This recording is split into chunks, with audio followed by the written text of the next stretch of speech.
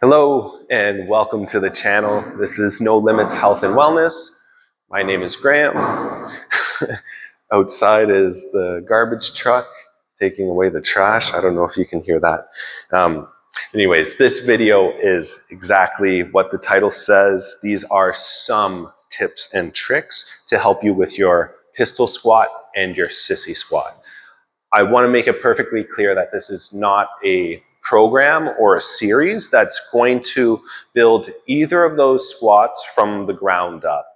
I just want to put that out there and be open about it because I feel that there are a lot of videos and tutorials out there that are described as beginner level or entry level, when in actual fact the drills are more tailored to a intermediate crowd. And I wouldn't want to advertise this as entry level or for beginners, because I know anyone who's an absolute beginner or at that entry level would try these, find them near impossible, and get discouraged. So these drills that we're going to go over today are for people who are close to getting that pistol squat. They can taste that sissy squat. It's just around the corner. They've almost got it. And if you're feeling that you're not in the category of people who are gaining from this video, you're most likely going to find yourself in one of three camps. And one of those is going to be people who still need a little bit more strength in order to do these drills. And the others are going to be people needing more mobility, needing to increase and widen their range of motion. So why don't we start with that, range of motion, mobility. Before we set out to do basically an ass to grass squat on one leg, let's make sure that we can do it on two legs, right? Because if that's impossible, we should make sure that we feel strong on two legs before we get on to one. So bringing yourself as low as you can have your legs or your feet about hip width distance apart, or even more. You can have them as wide as you need to see how deep you can get. Ultimately, you'll be working on bringing your feet a little bit closer towards one another to mimic the alignment that you would be in a pistol squat. But we just want to see how comfortable we feel getting this low and this deep into the squat. If it's feeling really uncomfortable, the restrictions may lay in two places. It could be a skeletal thing, like there's too much compression in the bones themselves, or it could be something to do with the tissues, like the muscles, the ligaments and tendons, all the meat that's on the bones.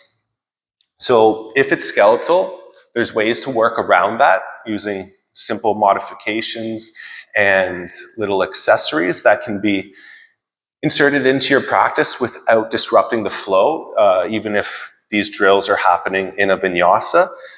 They're very, very easy to use. And if it's to do with the tightness in the ligaments, tendons, and muscles, there are mobility drills that we can do to increase that range of motion in the ankles, in the knees, and in the hips, getting everything to work together as one so that we can get into these fun drills that we want to do. So, let me know where you're at. If you feel that you need to work on mobility, let me know, comment.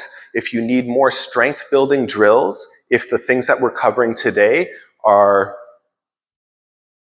not yet possible, but you can tell that you have the mobility to do them and you just need a little more control going down and coming up, let me know and I'll put out some other strength building drills for you.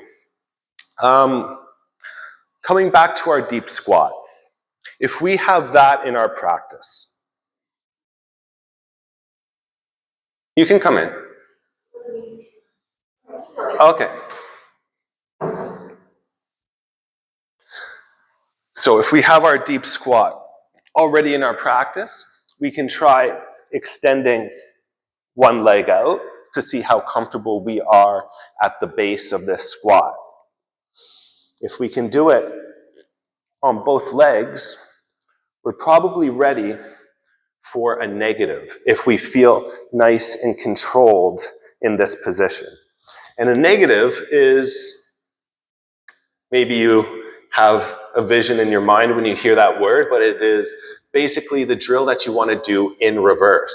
So if we're trying to do a pistol squat, pressing up from the floor, you're going to work from the top to the bottom. So starting at the apex of the pose and bringing yourself down. So as I bring myself down, notice the position of my tailbone. It's a little bit different from a traditional squat. When we squat in the gym, when we have a weight on a bar over our shoulders, we're taught to send the tailbone back, okay?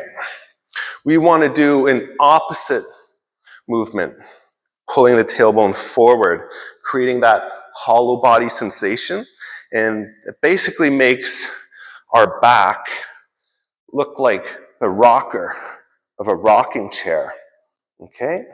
And you'll feel that if you lay onto your back. This is the position that we want to feel. And this hollow body, and more specifically hollow body rocker, can work into many fun combos in your yoga and calisthenics practice, like rocking into your pistol squat. So, maybe you have pistol squat negative in your practice, but maybe not yet. How can we get there? Staying within the range of motion that you feel confident and strong in, and gradually, with patience and compassion, working yourself out of that comfort zone. So maybe you can't bring your bum all the way down to the floor. I feel like I said ass to grass enough times for one video. Maybe you can't bring your bum all the way down to the mat. So maybe at home you have some yoga blocks. Maybe you don't have yoga blocks, but maybe you have a chair, a bench, or a stool. Something that's at an appropriate height for you. And you can bring yourself into that pistol squat. One leg out and bring your bum to whatever you're using. Just make contact and lift yourself up.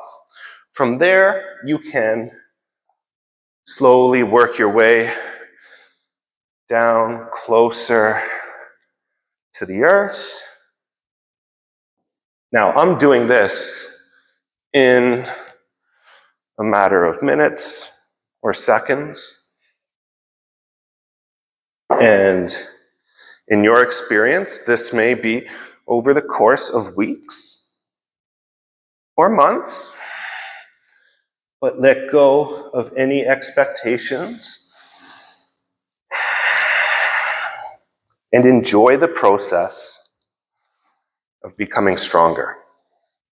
Now, another area aside from the legs that we may need strength to do these pistol squats is in the hip flexors. Notice how my leg stays up on the lifted foot.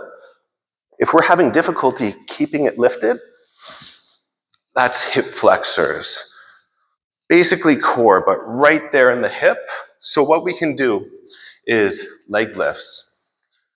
Feet out in front and pulling yourself or pulling your knees up towards your chest.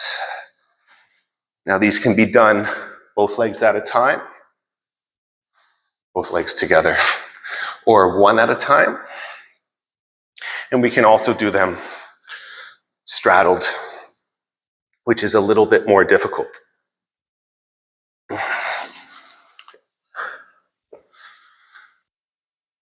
And another fun drill that will help you with the compression strength in the hip flexors would be an L-sit or an L-sit prep. So you can try an L-sit by bringing your hands by your hips, and we lift the hips up, pull the bum back, and then lift the toes up towards the ceiling.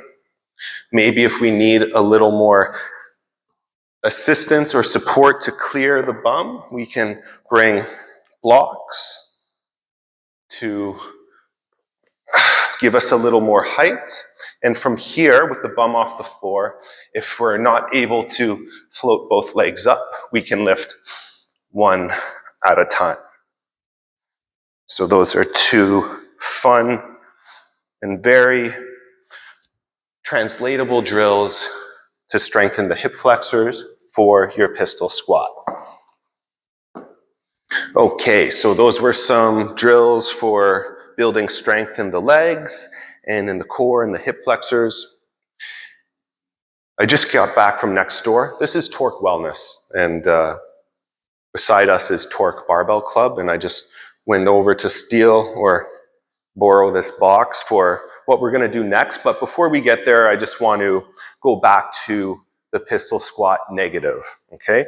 Before you do your first negative, even if you bring yourself with both legs to the floor and extend one leg out first and you feel comfortable in this position, I want you to take maybe a cushion from your couch or a pillow, something to place on the floor beneath your bum, so that just in case things happen a little faster than anticipated and your butt comes crashing down into the earth, there'll be something there to absorb some of the impact, to cushion the fall a little bit. So moving on, when we were using these blocks to do what's more than just a negative, because we were not just lowering down, I'm going to use the box here instead of those, we were not just lowering down and lightly touching our bum to the box, we were also pressing back up. And one other thing before we go on from here. If you're doing all of this for your first time, maybe instead of using blocks or something that's a little more precarious, use something a little more solid like a box if you have one, or a chair or a bench, so that just in case you need to put a little bit more of your weight on the support, it's not going to collapse like a stack of blocks could potentially. So moving forward, let's say we're bringing our bum down towards those blocks and we found our current point of no return, where we get down and we can't press back up. And our leg, I'll do it on this one so that you can see, our leg is not quite in the position that it would be in our deep pistol squat. So to train those muscles in that range of motion, we're going to use something like this box. As I place my front foot up on it, you'll see now there's a bigger bend in the knee, and it looks more proportionate to how I would be positioned in my pistol squat. So, pairing this with that, and we're attacking this drill or this goal from multiple directions now, building twice as much strength. You can use a little bit of oomph, a little bit of push from your grounded foot to press yourself up, and then lower down as slowly as you can. Okay? So, aiming for anywhere from 8 to 12, maybe even as much as 15, and doing 3 to 4 sets of that rep count, making sure that we're doing it on both sides. I'm not going to show you the video on that side, but you get the idea. And now, why not? One more drill for the pistol squat. When you get very comfortable, very stable and confident in these movements, bringing your heel or foot down to the floor, you'll then progress to just lightly tapping the heel. Okay, so not putting any weight onto the floor. It's no longer a step down. It's just a touch down. Okay, so just gently touching the floor and coming back up. When that gets boring, when that's easy peasy and you need something more, when that leg comes back and down towards the earth, you'll slightly touch it and then pull it up forward. Okay, now you're working that hip flexor and the legs, and maybe at one point you'll be able to press up from there, and then you got it. Let me know how those go for you, and let me know what else is needed, and I'll meet you where you're at. Now, moving on to Sissy Squat. Actually, first I'm going to put this box away. I'm sure there's someone in the gym who needs it.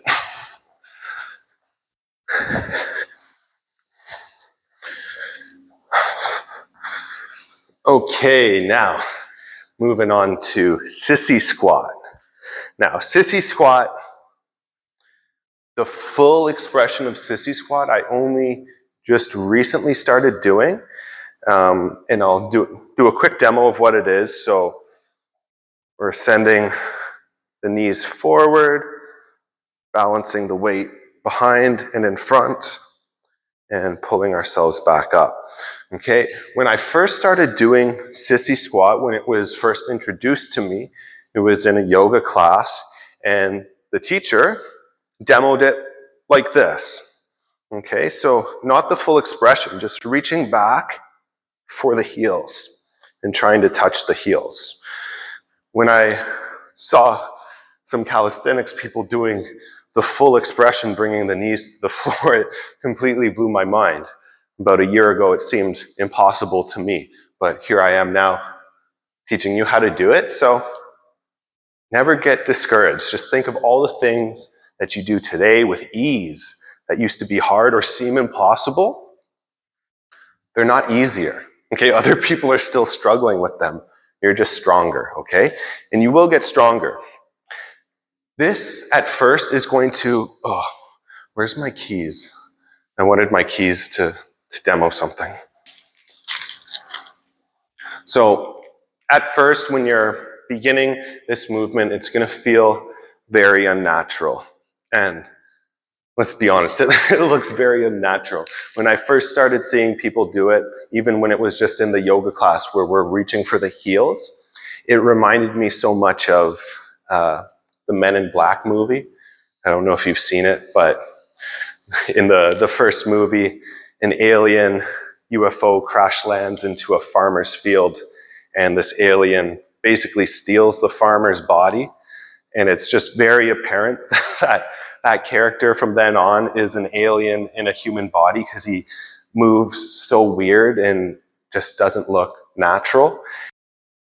And I always imagined if that character were to drop their keys, they'd be like, oh, okay, I dropped my my earth keys to my human house. I'll just reach back and pick those up like any human would. Anyways, it's funny to me. So, when I think of Sissy Squat, there's a yoga pose that I can compare it to. I think most people call it camel, where you're on your knees, your hips are stacked right over your knees, your glutes are engaged to push the hips forward. Navel hugs in to support the spine, and you allow your shoulders to draw back, opening up the heart towards the sky as you keep the chest opening and the hips pushing forward. Okay, that's more or less what we're going to be feeling when we get into a nice deep Sissy Squat. So what we're focusing on when we're doing that movement is bring half of our weight forward, half of our weight back. We want to push the knees as forward as we can. So send them towards the front of the mat. As you're doing that, you're hugging the navel in to support the spine. You're squeezing the glutes to create that push, that lift, that's sending the hips up towards the sky. So putting everything together. Oh, and one other thing, I've noticed that if I focus on driving my knees outward a little bit, it really helps me to engage those glutes, okay? That main powerhouse that is bringing everything up. So again, coming onto the toes, okay, feeling that camel pose begin. Bringing the knees as forward as you can. It's all hammies, it's all glutes as we come up, trying to keep as little flexion in the hips. What's gonna wanna happen is this. We're gonna wanna bend at the hips, okay? So staying in the range where you can maintain that straight lock in the hips. Reaching for the right words there. But do you know what I mean? When you can maintain that alignment, staying straight through the spine, from the tailbone to the crown of the head, and really focusing. It's not so much the quads as they are working. It's a lot of hammies and it's a lot of glutes. Got one more drill to help with Sissy Squat. I'm going to turn the camera around to face the wall for this one. All right, we got one more drill here to assist with our Sissy Squat. Now, this is a bit of a progression from what we were just doing, whether that is that reaching back for the heels, which I said is kind of a mix of camel pose, you know, a popular yoga position, but it's basically that on our toes as we send the knees and the hips forward and reach back to touch the heels, or maybe we're almost close to the full expression, sending the knees forward, hips up, and bringing the knees to the floor. We're going to be using support from in front of us, using a wall. Maybe at home, you're lucky enough to have a bar, if you have a home gym, or maybe you're at an actual gym and you've got a barbell that you can wrap your fingers around to really grip and feel supported. At home, maybe you have a towel rack, although that may not be the best idea. I don't want you to rip anything off of your drywall, when in fact the wall itself will do what we need it to do.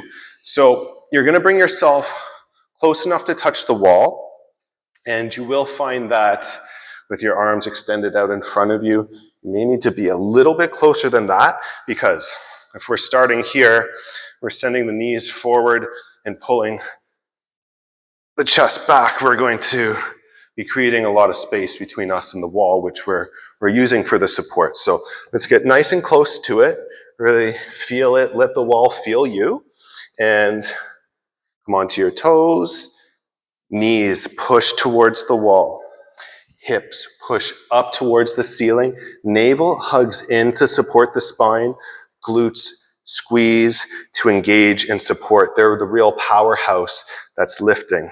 Okay? So, oh yeah, hands by the wall.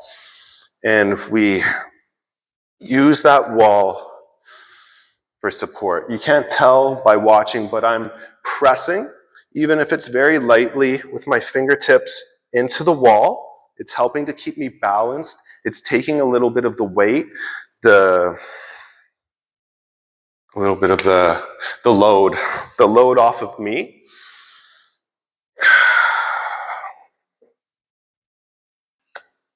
So that's it for this video. I hope that you found something that's going to help you with these drills, or these skills, I should say. It's these drills that we do to unlock these skills that are fun to do and very empowering in a way. So let me know how it went for you. Hopefully there's some good news. Maybe you're gonna send me a link to the video of you doing your first pistol or Sissy Squat, or maybe you're gonna say, it's the ankles. They're tight, they're crunchy. I need more space there. Or my hips are locking up and they're making these noises. Let me know what's going on, and we'll either make the hip, knee, or ankle mobility drills to open you up, or we're going to do the strength building drills to give you that power to get the ass off the grass. We'll say it one more time for a good measure. Anyways, thanks for stopping by. Again, I'm Graeme from No Limits Health and Wellness. And yeah, that's it. Thank you so much.